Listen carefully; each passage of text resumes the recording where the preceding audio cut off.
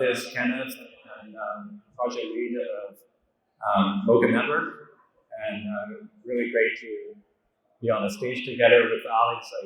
Today we made an announcement. Yeah, it's been amazing. First of all, congrats. It's been a long time in the making, so congrats to Animoca for the chain announcement this morning.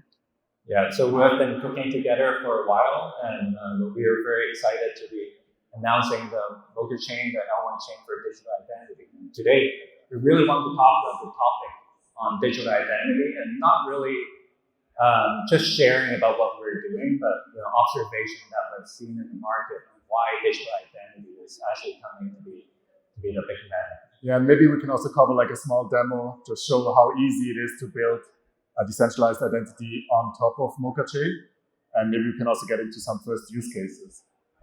Yeah.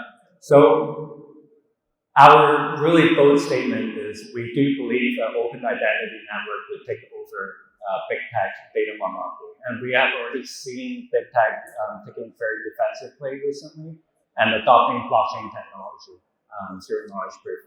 And this domination on data monopoly, having Google, Facebook, now Meta, and all these big tech basically centralizing all these data in federated identity. And we see major problems here, basically three major problems and three major opportunities.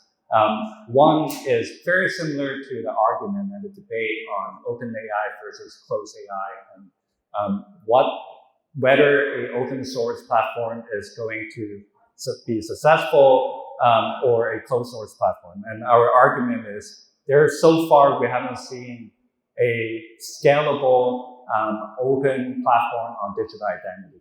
And all the digital identity and data are basically centralized, what we so-call the federated identity approach. And what's the difference is basically a centralized federated identity is all controlled by a single party and single conglomerate.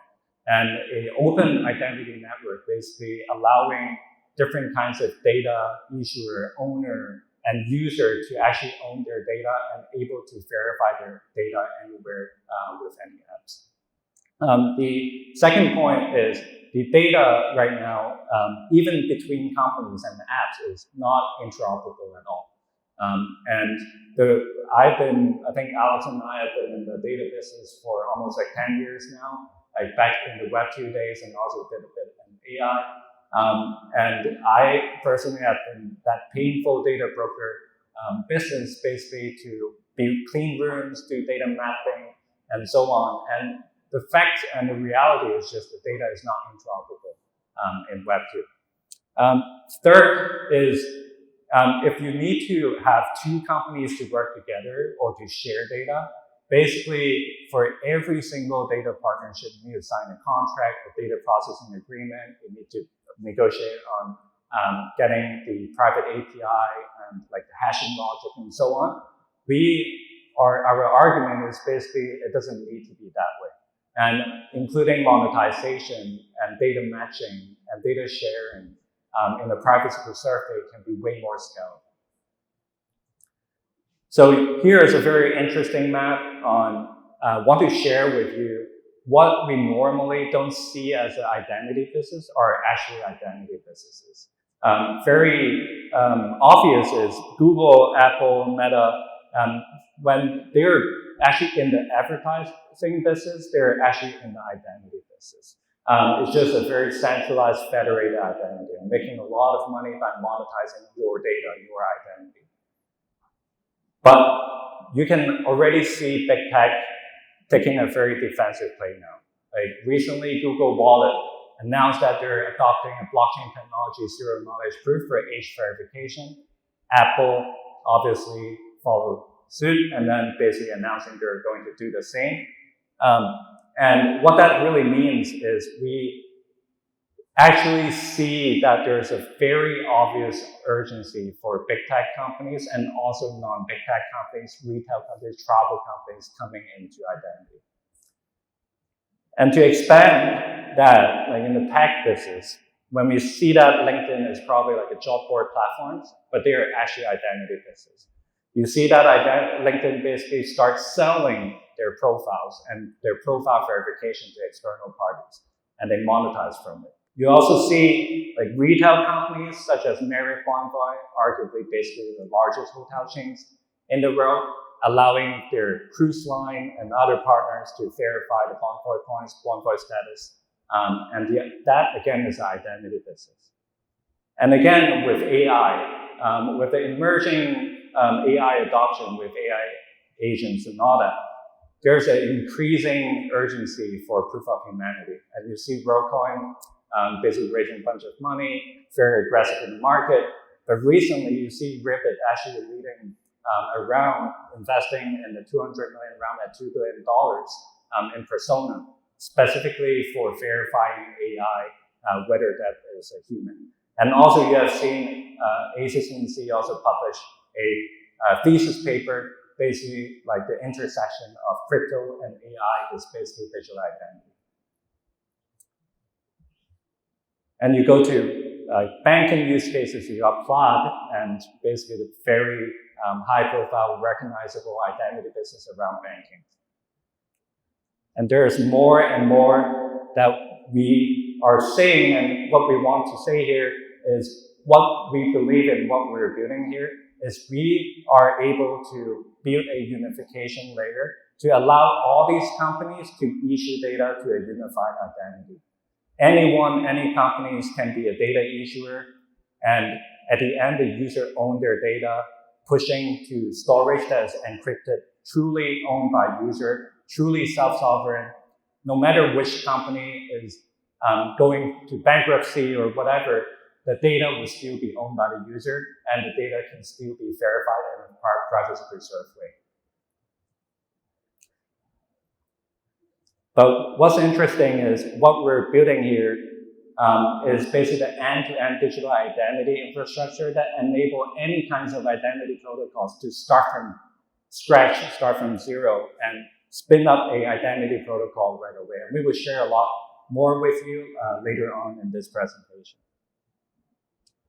So I will make it more conversational here, and bring Alex in. We don't want this to be like a boring, one-sided conversation. But if you look at the map here, basically why people have been paying Meta and paying Google a lot of money to process data and to target users is basically they're ring fencing and building walled gardens around their data. And the only way to reach their users and to verify their data is actually relying on the data broker. So what's the worst case scenario that you would actually foresee, Alex? I mean, there's a lot of different examples, but before I get into it, like a first look at the audience, like how many of the people here in the audience have heard of the identity triangle? Like the ability of verifiers, issuers, and and holders to communicate with each other. So the idea is that you have like an app that has valuable credentials, like for example here Booking.com, and another app that would actually benefit from accessing that credential, not being able to communicate with each other. They have modes, they don't want to share data. So both of them rely on an intermediary, which most likely is going to be Google or Google AdSense, to profile the user, to say, this is actually a user that is an active traveler. This is a user that is an active rideshare user. And this kind of setup, in our opinion, is intrinsically unsafe and also intrinsically inefficient. So one of the reasons why it's intrinsically unsafe is because you actually create centralized data honeypots. You create these giant databases. I mean, we all heard of the recent 16 billion, right? Password leakage. Yeah, passwords and accounts that got leaked. And customer service agents are getting full access to your personal information. Yeah, manual interventions, data duplication, fake inputs. Like there's so many things that can go wrong with federated identities that just rely on a single point of truth that is very easy to fake. And then on the next slide, like it's also intrinsically inefficient because you create these data monopolies that don't really have an interest in making sure that the maximum economic value of data is actually is raised. So Google will never have an interest in sharing detailed profile inputs on you or on anyone here in the audience, because they monetize the abstract advertisement profile that you have. But maybe, you know, a provider like Uber would actually benefit from a single booking, or like the information of a single booking. Yeah, so I think one thing as well is all the data are highly fragmented and not interoperable. So imagine a world where you want to basically, if you're using the same Google login, same email, for instance, for Uber and probably for Spotify. Let's say if Spotify wants to verify your Uber data, even you're the same user, it's almost impossible to do that unless like you're basically logging in front of like the companies. And I was in Korea, I checked into the hotel. Like if you're an airlines, like high diamond tier status, you get 10% off. The only way they ask me to verify that is to log into my airline app in front of the front desk in terms of to verify that. And show it manually, right? Like, yeah, and show it manually. But the question is, how do you make it way more scalable? The data are highly verifiable, but then not exposing any kinds of private data for whoever wants to verify that data. And we are proposing here to completely remove the data broker in the process and allowing app to app, user to user, business to customer, customer to business, agent to user, user to agent direct verifications by giving them a digital identity, a self-sovereign identity, self-sovereign data storage, allow the user to generate zero-knowledge proof based on the data that they encrypted, and allow that zero-knowledge proof to be verified on-chain, and basically working with any apps on any chains, including Web2 apps. So today, this morning, actually, we have already announced Moca Chain. Moca Chain is an L1 EVM chain with decentralized data storage, native zkTLS, basically removing your dependency on centralized data issuer. You can basically take ownership of your data on-chain zero-knowledge proof verification. And just to show a little bit here on the news, basically catching up on our announcement, we're very excited about walking you through what that really is. Yeah, and maybe me as the founder of zkMe, as one of the protocols that is building on top of Moca Chain, can talk a little bit about how we use the primitives that Moca Chain provides already now on DevNet in order to remove some of those trust assumptions. So in general, Moca Chain consists of two big product lines. One is the chain itself with integrated decentralized storage that is controlled by a self-sovereign identity wallet, and an SDK that makes access to that identity possible. The SDK is called AIR, which stands for Account, Identity, and Reputation, which then allows both the user, the consumer, and the provider of data to interact with the chain in a very seamless way. So 5 different steps in order to remove trust assumptions, and I can quickly guide through them. So the baseline is typically the implementation of a so-called self-sovereign identity. So removing the data storage and the data ownership, legally speaking, from the data broker to the user. So in all of the setups on Moca Chain, on zkMe, legally speaking, the user owns their own data because it's encrypted by the data through their own private key. So your key, your identity. That's always the baseline.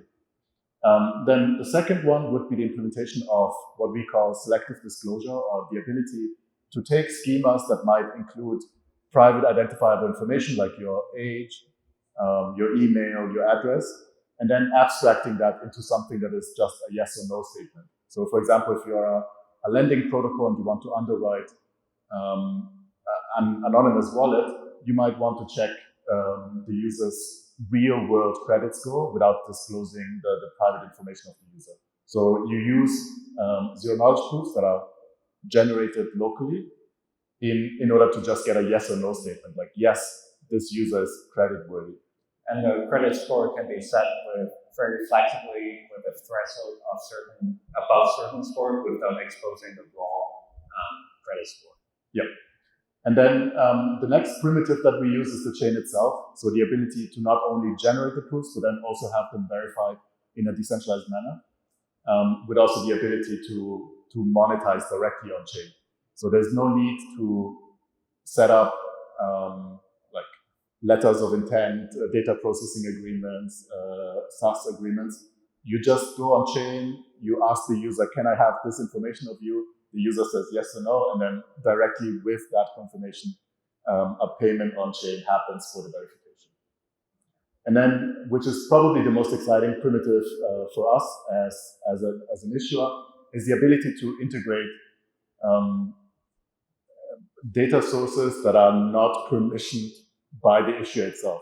So, for example, at zkMe, we leverage zkTLS in order to get accredited investor status directly from a social security platform or the IRS or similar data sources. And even if that data source does not allow or does not agree to the consumption of that data, the user has the ability to retrieve the data and make it available on the chain.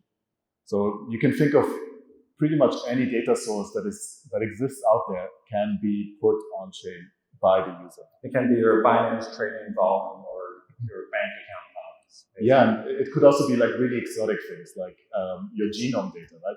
Like if I'm able to prove that I'm O positive, then maybe I can get a special invite to donate blood, like very exotic case. Yeah. And by the way, we really have a genetics company, which is like Nasdaq listed, that will be issuing genetics data on Movision. Some alpha here. Yeah.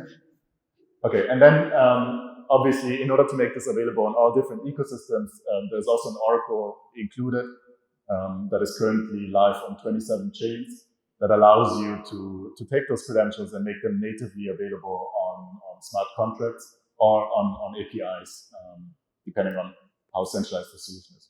And here, a very quick demo how zkMe uses the solution. So in the very first part, you saw the creation of a schema. Then you see a user interacting with a lending protocol to disclose, for example, the age, and then the zero knowledge proof generation, all within a native widget that runs in the browser as a JavaScript. And then as soon as the selective disclosure is approved, you would see it disclosed on chain. So you have full transparency over all credentials that are created, obviously fully anonymized, but everything is traceable and will exist in perpetuity as long as the chain runs. So what we really believe in is not to build another killer app in Web3 and to spend a lot of money on user acquisition and acquiring millions of users. We build the SDK in a way that account and identity are fully embedded as a native user experience within existing major user-based apps. You have one example here that is already integrated in the largest loyalty program in South Korea, basically the second largest company in Korea with 28 million KYC users already have an embedded account and identity. SK Telecom can issue data. That data can be verifiable by their 28,000 merchants. And then you got OneFootball. There's a football app with 200 million monthly active users that are able to verify cross-app. For example, verifying SK users over and provide benefits, providing access to them. And all that user can also access RWAFi, which is gated by compliance, KYC, and all that. We'll be using zkMe as a user. Yeah, I think that's the true beauty of the approach, is that we actually target existing user bases rather than having the approach of creating your own user base. Everything is whitelisted and runs within these Web2 SaaS businesses. I'm actually most excited about the OneFootball app. Like there's a FIFA World Cup coming to the US next year. Week would be nice. And can't wait to see Moca Network in action within that app. And just a quick shout out for the last one. zkMe just went live with exactly that solution on Plume Network. So if any one of you wants to engage with RWAFi, you can do that with a reusable KYC. So you only KYC once, and then you have access to all kinds of RWA products directly on-chain without having to repeat it. So that's it. And then feel free to scan the QR code on your left to know more about Moca Chain. And then we are also hosting a hacker house at an amazing venue at Cannes at EFCC. Basically, developers will be going there using our testbed to build identity protocols and sleep there for a few days. And feel free to come and workshop with us. That's the first time the chain will be truly publicly used. Yes. Yeah, very excited about that. Thank you, and I hope you guys are excited about the boring topic, digital identity. But we're very geeky about it, and hope you guys enjoy it. Thank you. Thank you.